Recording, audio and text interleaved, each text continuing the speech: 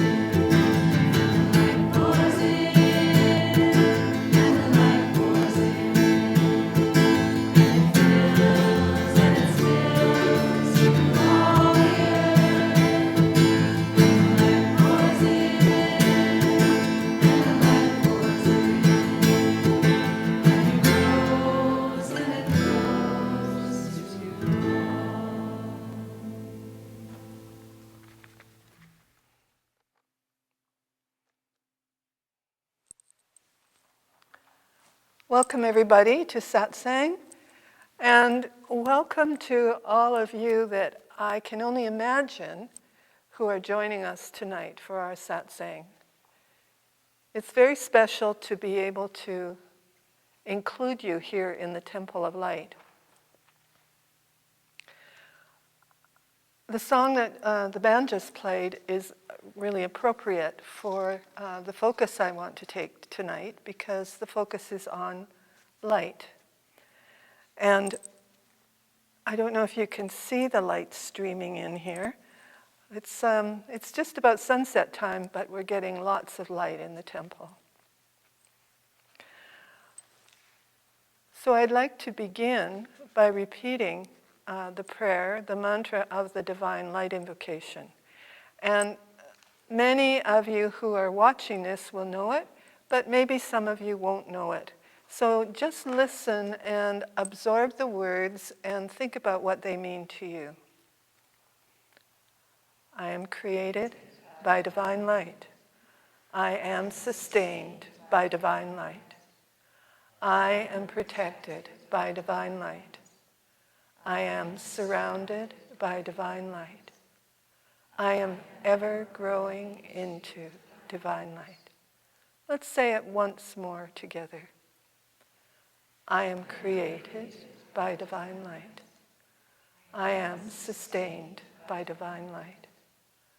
I am protected by divine light. I am surrounded by divine light. I am ever growing into divine light. Namaste.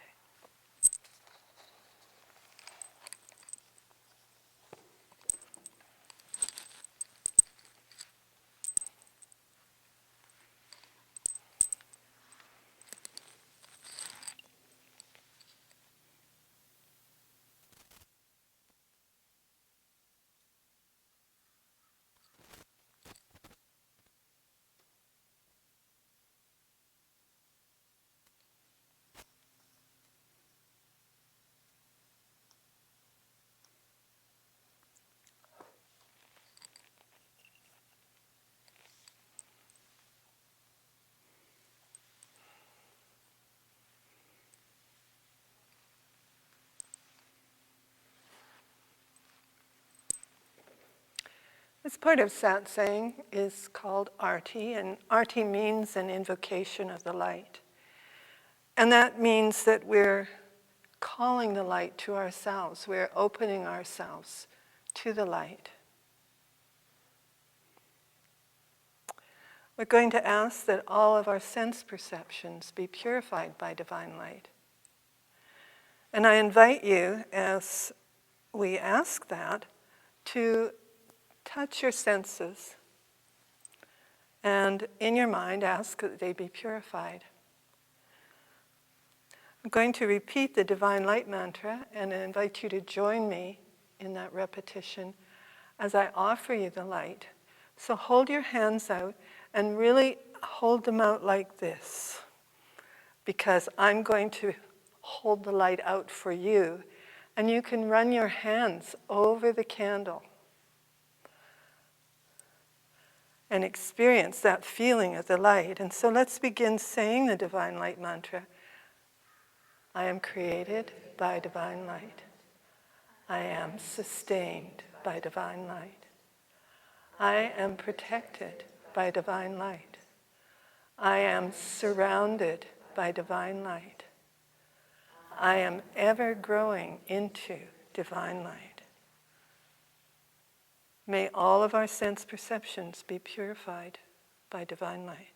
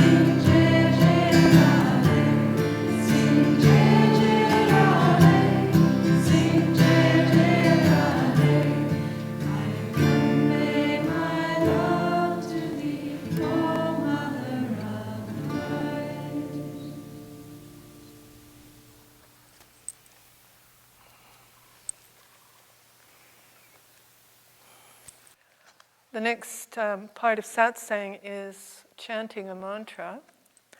And before I go over to the harmonium, I just wanted to talk about the prayer list.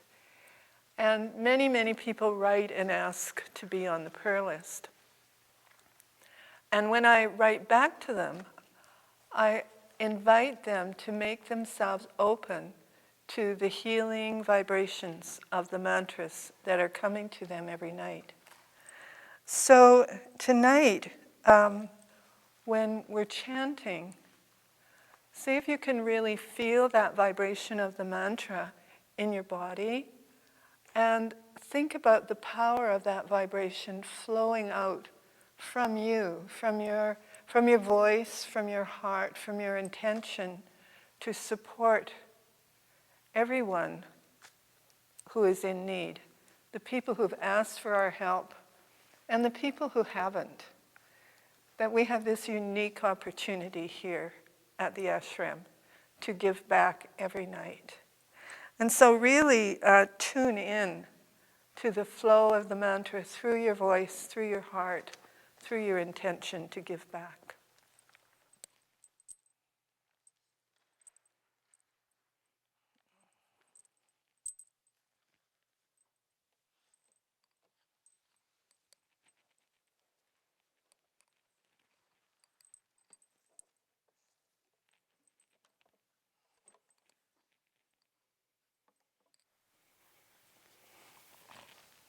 So create a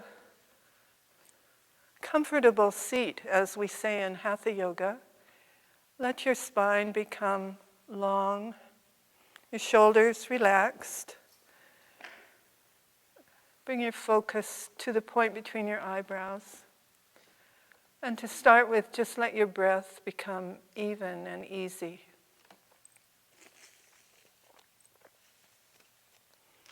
We'll chant Hari Om tonight, the healing mantra. And in gratitude to Swami Shivananda, Gurudev Shivananda, in gratitude to Swami Radha, in gratitude to Swami Radhananda, and in gratitude to Swami Lalitananda. Their commitment inspires us to take our next steps.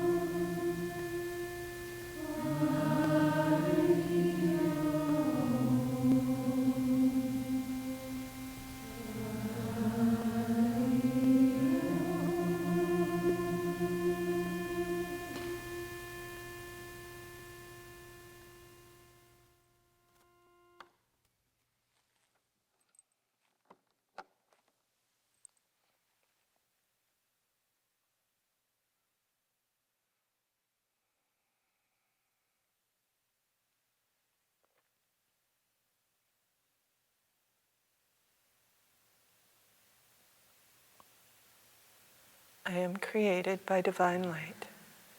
I am sustained by divine light. I am protected by divine light. I am surrounded by divine light. I am ever growing into divine light. Namaste.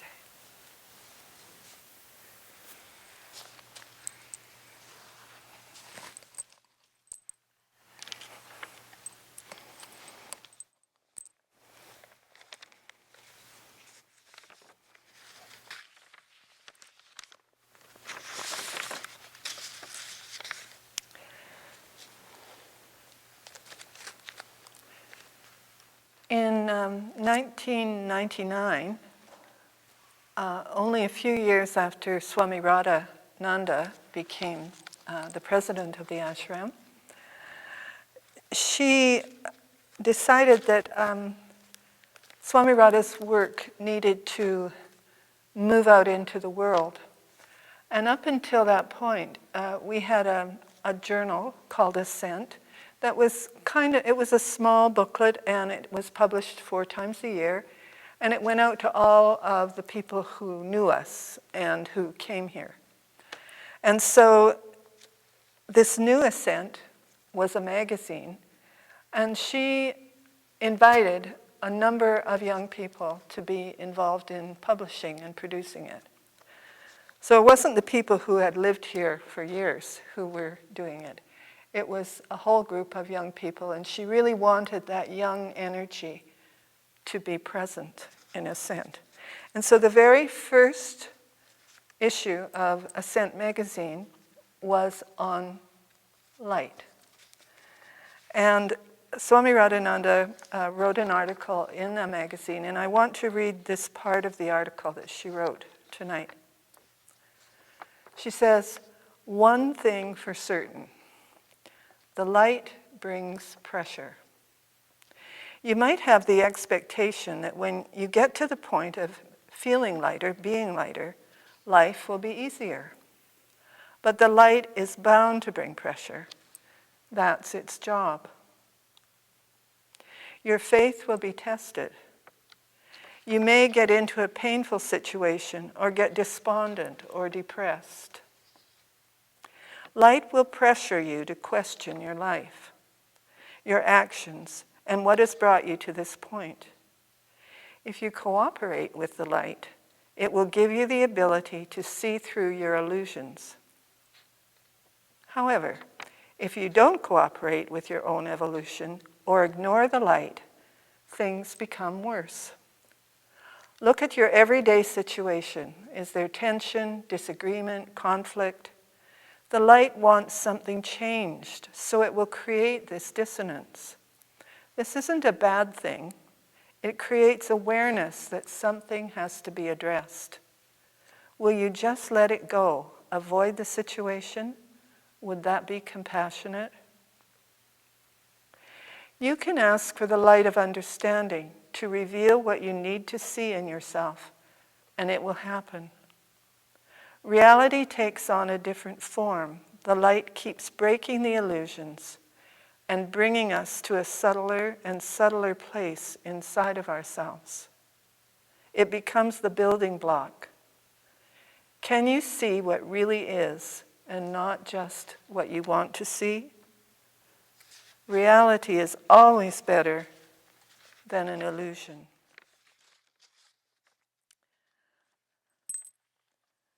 So I've been thinking about my experience of the light invocation because it's been a practice I've been doing ever since I learned it. And my first memory of the light was I was living in Quebec, and I'd had cancer, and I was at home recovering.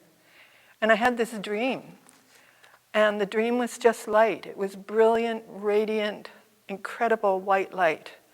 And I woke up and sat up, and I said to my husband, I just saw Jesus, because that was the only way I knew how to describe the experience I had. So it was like it knocked on my door and said, hey, here's a direction you can travel. So when I came to the ashram and was introduced to the Divine Light invocation, it actually felt quite mysterious and difficult. And I used to get dizzy doing it. And part of that was because I had absolutely no powers of concentration. So I had trouble keeping my mind on what I was doing. But anyhow, that started to change. And I came and took the YDC. And early on in the YDC, the people that were teaching it said, why don't you think of a situation in your life that's not great, either the situation or a relationship, and put it in the light for the rest of the time you're here. So I did that. I had a friendship that was in great difficulty and lots of disharmony. So I decided to put this person in the light. I put her in the light every day, but the first time I did it, all I could see was this big black blob. And that was how I saw her. And it took me a long time, gradually every day, putting her in the light, for the blackness to start to disappear, and she began to emerge. And finally, at the end of the time I was here at the ashram, there she was. There was this person that I knew. And I realized that my mind and my emotions had made her into this oppressive, dark thing that I couldn't relate to, I couldn't respond to. But the practice of the light took that darkness away.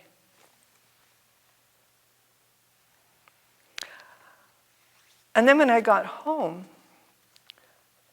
I think it was her that phoned me up and said, let's go for coffee. And we went for coffee and sat in a kind of neutral cafe and talked. And it was totally without blame, totally without any emotion. We both talked about the experience. And it was finished. And it wasn't like, whoa, there was fireworks and light. And no, it was just this realization for me of what my mind and emotions could do in one direction and what they could do in another direction. So that was my first big learning from the Divine Light invocation. The next learning was my mother. It was after the YDC, and I decided to do a practice of Divine Light for 40 days. And I was in the middle of this practice, and my cousin called and said, someone's broken into your mom's house and attacked her, and she's badly hurt and in the hospital. So I rushed. I was living in Lethbridge. I rushed out to Vancouver, and I was there for about 3 weeks, and really doing my practice of 10 lights a day, even more. It was very distressing and frightening, and I held on to the light as hard as I could. And my mom got through it and came home and was recovering. And suddenly I just felt totally disheartened. And I realized after a while, and I started questioning, like, why am I doing this? Is it for me? Do I want to keep going on this path? And then after a while, I realized that all these questions were because I had been doing the light thinking that I was creating this beautiful bubble around myself that would protect me and protect my family and keep everything okay. And that's not what spiritual practice is about. Spiritual practice is about what happened to me when I was with my mom in the hospital. It's what keeps us going in the hard times. And so that was another learning I received from the light. The power of support that's there. Not to make things nice, but to make things work.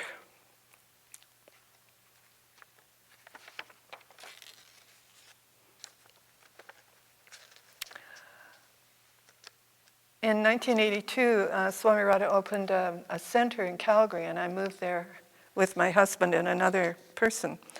And the family who had owned the house that we bought had gone through some kind of tragic experience.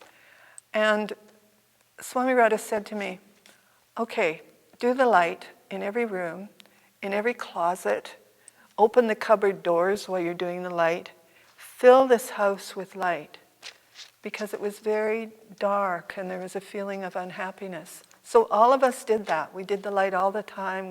We climbed into the closets and did the light. And quite soon, the house started to change and became lighter. So I highly recommend it to everybody. If you want to really house clean, use the light invocation.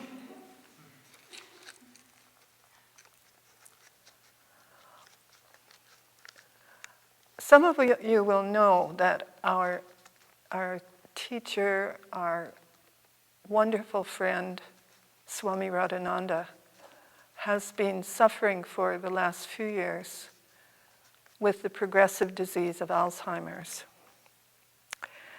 And for the last couple of years, I've been doing a lot of lights every day to support her on her journey, and also to support myself so that I can be a helper to her.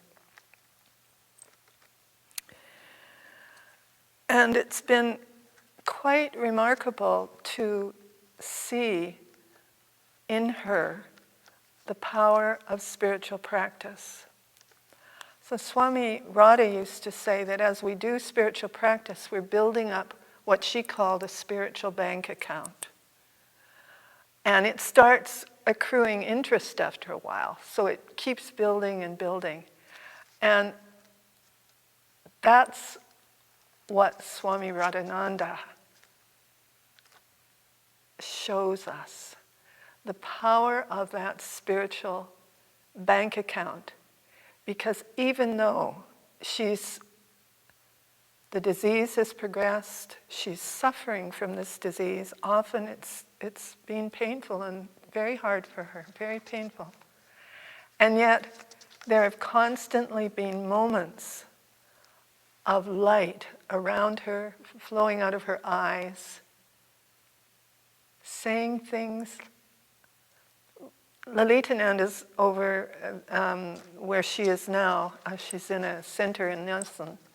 And Lalitananda said, the other day she was just saying, love, love, love. There's not a lot of words there, but the words that are there are the result of her spiritual practice.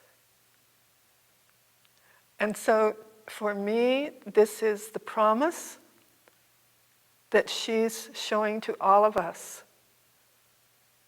She's showing us how to live our lives in the light, because she is living her life in the light.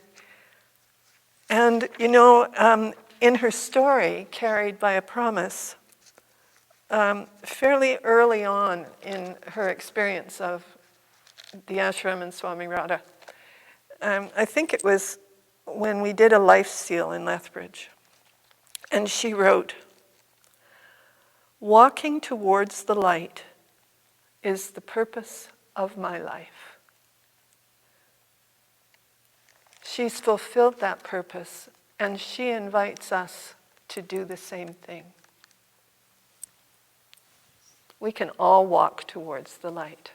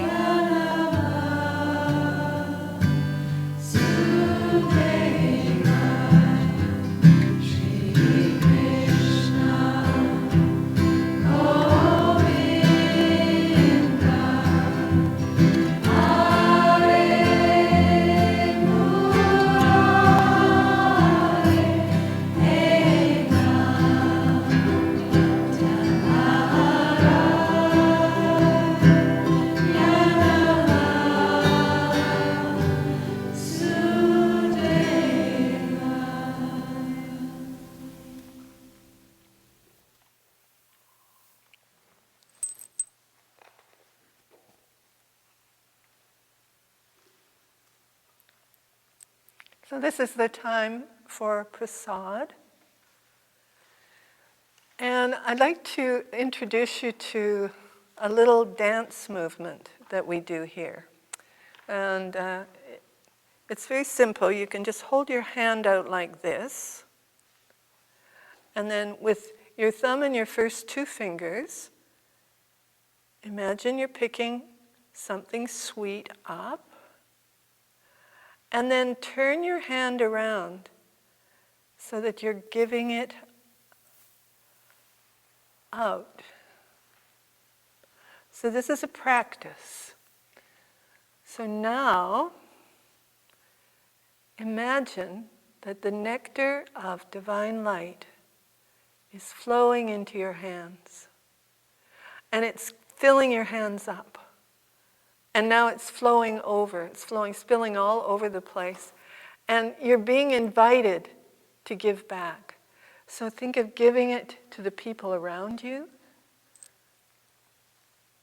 giving it out to the world. Be generous. You've got lots. It's an ever-ending bowl of light. Grace.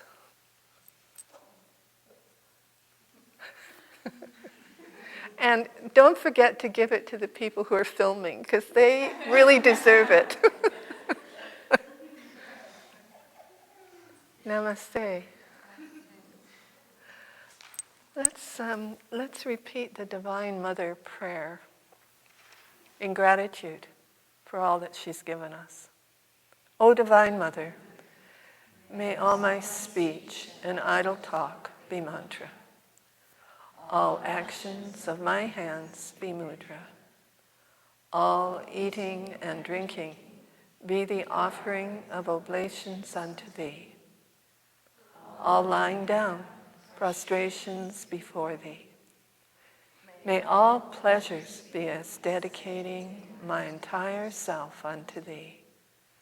May everything I do be taken as thy worship.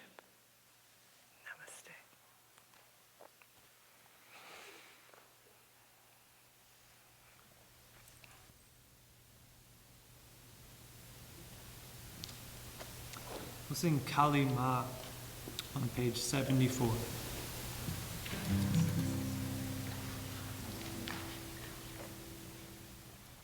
Kali Ma, Kali Ma, Kali Ma, Kali Ma, Kali Ma, Kali Ma, Kali Ma, Kali Ma, Kali Ma,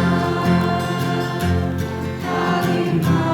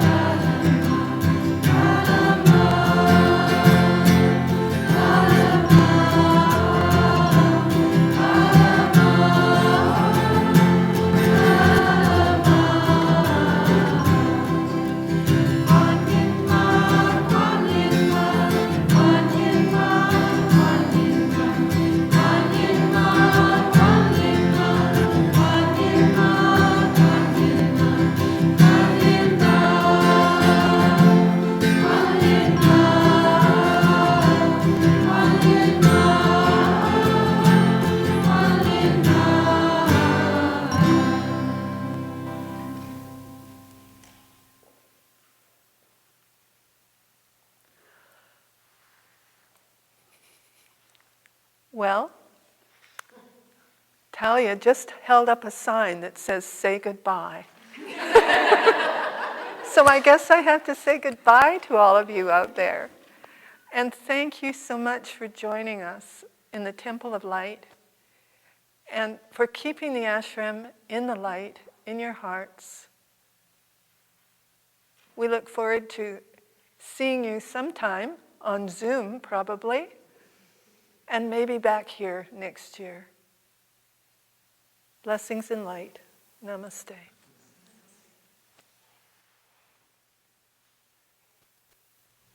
We'll sing Jaya Jagadambe on page 70.